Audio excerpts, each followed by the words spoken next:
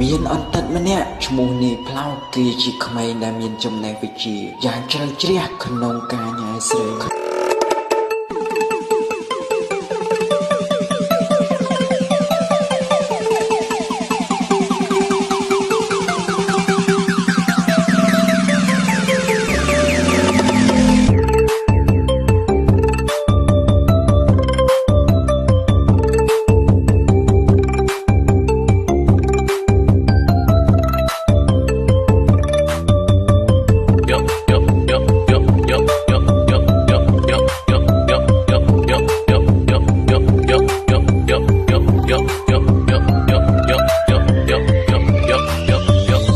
Please welcome to Mr. Choi Choi on the mix.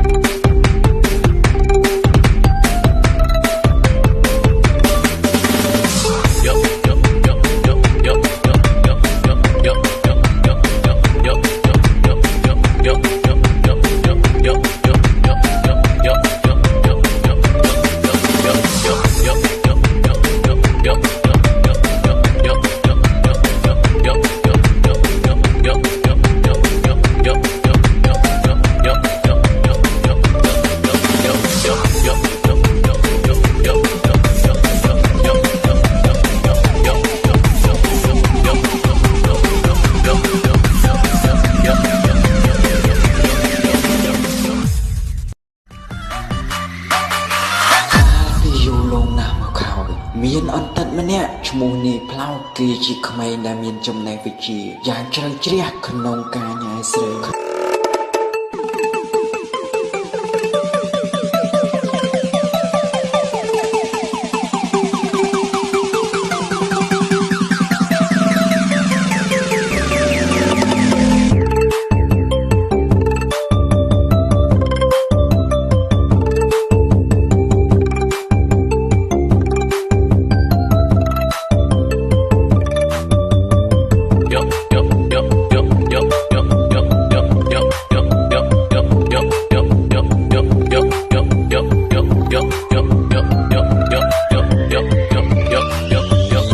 Please welcome to Mr. Choi Choi on the mix.